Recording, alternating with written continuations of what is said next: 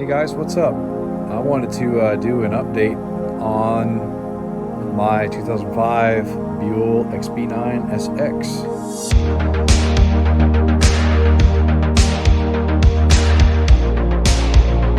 All right, so for those of you who've been following this restoration project of mine, you're pretty well familiar with all the ups and downs I had with this journey on this bike. I got to tell you, I really have grown to really appreciate this motorcycle and a number of the things that Buell did in terms of its design.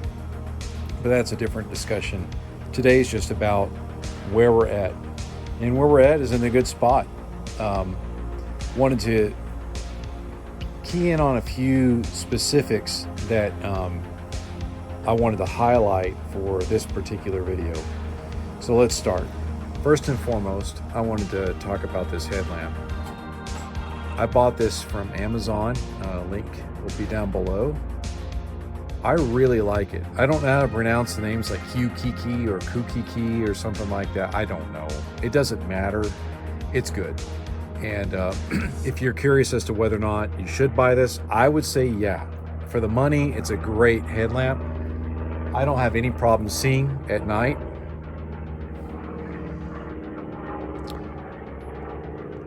Of course, he'd choose to fly by right now. All right, so back to the headlamp. The beam is really good, very tight. It has a nice cutoff and a good spot on the road, and a lot of light saturation down below. And then when it's on high, it's good. So for the money, it's a very good purchase. Some people gripe about this. That doesn't bother me. I mean, I got tabs hanging off the bike everywhere, so I don't know why this is a problem for people. But you know, I guess for some aesthetically that might be a little bit intrusive. Bike's dirty because I've been riding it.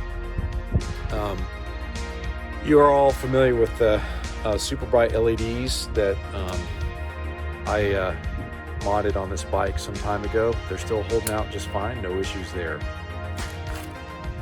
The ZTL2 brake that Mike Lowry donated is amazing. So again, thank you, Mike. Mike did a lot of work and provided a lot of components to help this project along. And so that is why there's special things at the end of every video for him. So thanks again, Mike. This thing is amazing. If you're curious as to whether or not you should do it, you need to, which leads me to the next point. You need to go get the right master cylinder for the ZTL2. Make sure you got the right amount of volume getting down there. I will post a link to the this particular master cylinder, and this is the one I would recommend. I love it. It's a Nissan. You could probably go Brembo or some other company, same size and so forth, but I know this works, it fits, and it was nowhere near the price of like a Brembo or anything like that, and does exactly the same thing. This is a radial style master cylinder, so I get, you know, you can see the connecting rod there for the piston, so it's awesome. That's all I got to tell you about that. So you definitely need to go with a larger master cylinder. I would highly recommend a radial. I'm getting 1 finger, maximum 2 finger braking. The next part I wanted to focus on are my ASV levers. First off, these guys are great. I messed up when I first ordered my brake lever, or the set actually. I ordered the wrong brake lever, and I contacted them.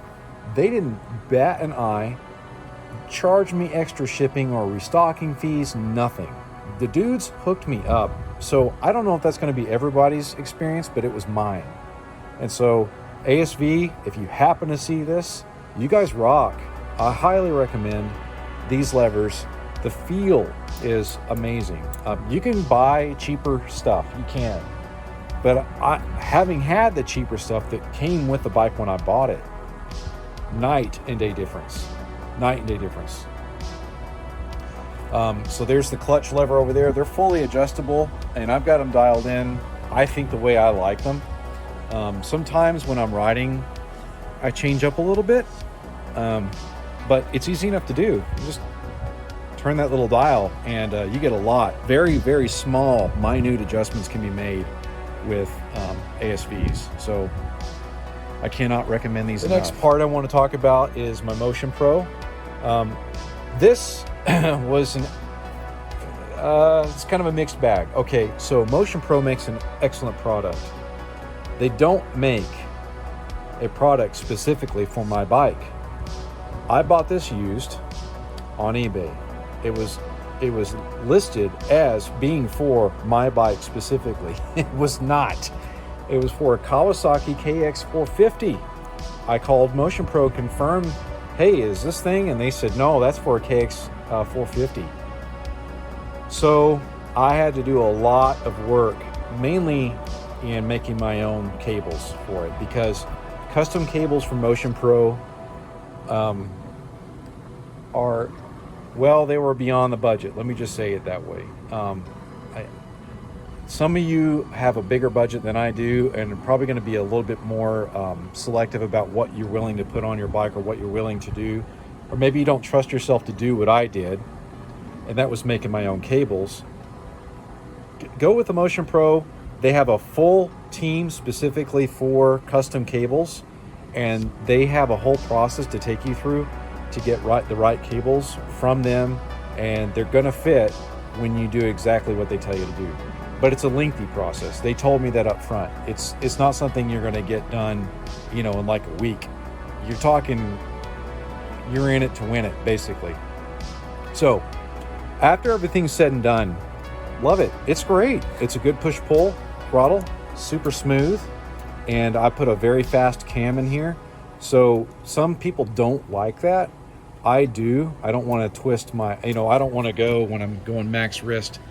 I don't like that feeling of having my wrist kicked over, So, if I want to go full throttle, I'm about right here. I'm almost straight. So again, some people don't like that feeling. I've gotten really used to it, so it's no big deal to me. Next thing I want to talk about are the XBR controls. Actually, these may be EBR. Now I can't remember. These were new from some seller on eBay, and I love them. Very nice modern feel, and everything just does what I needed to do. It was a direct connect, no issues there. It's awesome. I've heard people gripe that they don't like the separation of the throttle and the on-off switch and the starter. But it does not bother me one single bit. So,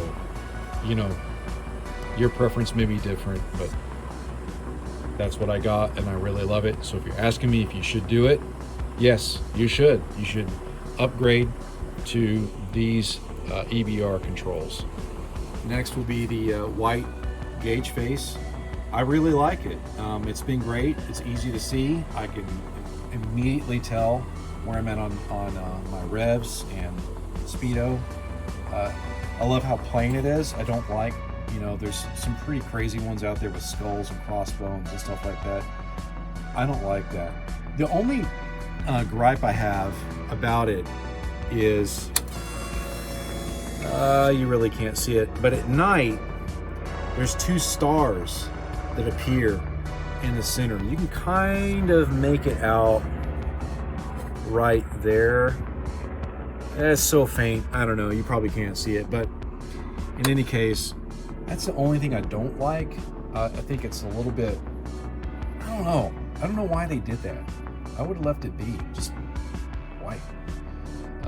But I tend to be a very plain kind of person. I don't like a lot of flash on stuff. So other than that, it was easy enough to do and easy enough to get set up, and yeah, it's good.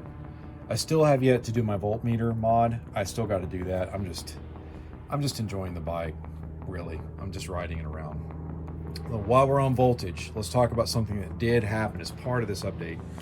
I did not record it, mainly because I was just going for it and getting things done.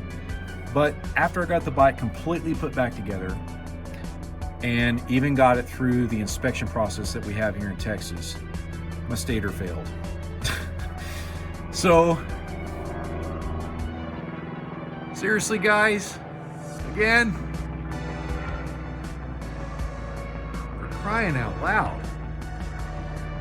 Anyways, so got the stator installed. I will post a link to the company that I bought it from. It was not a Rix Hot Shot, which is what I have for my voltage regulator. I replaced that some time ago. But I really like this. I have 14.6 or 7 volts at idle. It's running full chooch right out of the gate, and I really like that. So my stock one never ever did that. I had to rev it up to get to that point. Now it stays stable the entire time. It's always over 14 volts at all times. So again, I'll post a link to the company. I'm sorry I can't remember the name of them right now, but really good to work with, and immediately responded via email, and yeah, got it to me I think in like 3 days. I had this in hand, went ahead and replaced it. It's easy to do. If you're worried about it, don't be. It's easy. You just getting to it requires removing all those Allens and some other stuff. Not a big deal. And I used a video on YouTube. I'll post a link to that video down below for you so that you know what I did for the instructions, like how to get the stator off. Again, easy to do, and honestly you could do it without any special tools, but there are 2 little blocks that I used that you can get on Amazon, and I'll post a link to those there too. I think I paid like $8 for these little blocks to lock the primary chain in place, so you could loosen everything up and then tighten it back up. Next little update. So the gas overflow tube that's right there, the little plastic tube you see, originally when I bought the bike was kind of just poking out the back straight out. And so that's how I thought it was supposed to be. I didn't realize it was supposed to be curled in like that. And so I got this gas when I went on a ride. I'll tell you about that ride in a minute because it involves the tires. When I got this gas from this gas station, I had already filled up a few times, and it's normal. If you own a Buell, you know exactly what I'm talking about. If you fill it up a little bit too high, or if it's really hot outside, you're going to get an overflow situation and it's going to spill out. Well, I had never had an issue because I always buy a specific brand of gasoline at the same gas station. Never had any issues, and then I got this stuff. There was only one gas station in the whole area. I was up at the Talamina area, and I was riding up there. That's the curviest stuff we have around here in my area of the United States. Kind of unfortunate. I wish there was more, but that's what we got. Anyways, it reacted with my paint, and it's not normal for 2K to react. It sure did, and it was a bad reaction, and it looked like that guy from Doom. Put the pick in there, Pete, and turn it round real neat. It looked like that. So the result was I tried to fix it, and the fix didn't work so hot, and Mike Lowry came through again, and he had this carbon fiber vinyl, and so I decided to trim up some vinyl to put on there. And at first I thought, oh, I don't know, but I've grown used to it, so I'm okay with it now. I'm just gonna roll with it. It looks better than my fix, and yeah, you can see part of it here. You can see it kind of shining where I tried to tape off and then fade it in. I'm not a painter, so I stopped where I was at. I'm not going to deal with it. I'm going to ride my bike. It looks better than it did stock, I can tell you that. All right, I guess we can, before we get to the last bit of the video, we can talk about the paint overall. It's been holding up pretty good. Again, this is just nothing special. I used engine paint for all the silver parts that you see there, and because it was a dead ringer for the factory color. And then I used 2K matte finish clear over the top of that. And aside from that reaction, which is hard for me to explain, it's been fine. It cleans up really well, easy to clean, wash, so forth. It's wearing really well. There's, nicks already in the paint here and there from, me putting it together or riding the bike. I expected that to happen, and I'm okay with it. There's some weird, like, long blemishes here from my jeans, and I don't know what that's all about, but whatever. This bike is meant to be ridden. But yeah, it's been good. Oh, you know what? One more thing. Look how awesome the headers look. That's again another Mike Lowry job. Looks really, really good. I still have yet to order my metal 3D printed timing cover. This resin printed version is holding out pretty good, but I do need to get this replaced. I need to switch over to metal. So look for a future episode of me showing you guys what that ends up looking like when I get it from the vendor. Lastly, it's about the tires. These Rosso 3s, Diablo Rosso 3s. Sorry, back up. Pirelli Diablo Rosso 3s. They're great tires. They're really good. And they were very inexpensive. They were only slightly more expensive than those Shinkos that I had on here that I was talking about. And these Texas roads we have, which are so crummy, it's hard to justify spending $600, $700 on a set of tires when these roads just destroy whatever tire you have.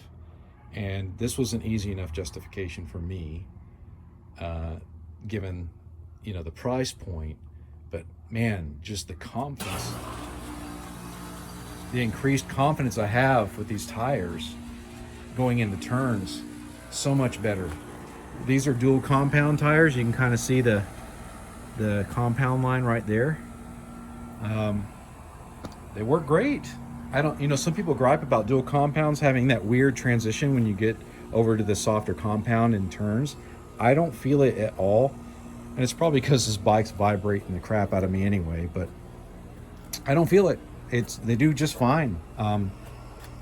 Suspension, I've lost weight, so I need to retune my suspension. It's a little too harsh for me right now, so I need to change some of the settings for my new weight.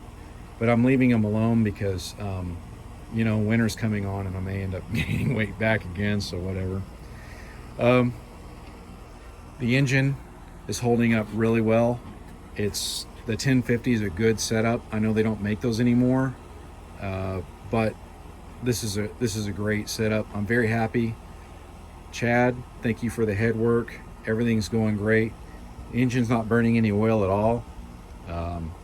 It's still essentially being broken in. They don't have a lot of miles on it, and since the rebuild, and it's the first oil change I did was within just a few miles of the engine being put together. But this is the same oil so far. I've got less than 500 miles on the bike since the rebuild, so still rocking the same oil, taking my time with it and enjoying it. Altogether, as I stated before, I've really grown to appreciate this bike. If you're curious about Buells, check them out. Ride one. I think there's some companies that you can rent them from. I imagine they're pretty rare nowadays. But if you're curious about getting one, check it out. Go for a ride. I think you'll like it. They're just different. Don't hop on it thinking I'm getting on a Yamaha or I'm getting on a Ducati. It's not that bike. It's its own thing, and it fits like a glove. It's light, nimble, and lots of torque, which is, for street riding and in the twisties. This is the perfect setup, in my opinion. The perfect setup. Others may feel differently, and that's fine. Everybody's style is different. I love this bike. I'm never going to get rid of it. Not happening. I'll get a second bike to keep the miles off of this bike, but I'll never get rid of this one. So if you're asking me if you should buy a Buell, the answer is 100% yes. Get a Buell, and just be prepared to work on it. You know, they don't make this style anymore, the air-cooled Buells anymore. So you're going to be putting some time and money into it. I mean, this thing is going on 20 years old next year. So it's a 20-year-old bike. Something's, you know, they don't hold out forever. So I'm just grateful I have what I have, and I'm so grateful for those of you who've supported me. I'd like to thank my Patreon supporters, the two of you. Thank you guys for helping me out. It does help. You don't realize how much it helps. Mike, again, thank you so much for all your help and your friendship to me. And then all you subs out there, you subscribers, thank you guys for egging me on and encouraging me, and your kind words and so forth and support. Appreciate it. I don't think I would have gotten as far as I got without all of you helping me along. And finally, I want to thank my wife and my family. They also pitched in quite a bit on this bike. My wife bought me this bike, you guys. She got it for me. She knew I wanted a Buell for years and years, and she bought me this bike. So thank you, babe. I love you. Thank you, guys. Till next time, peace out, and leave with me.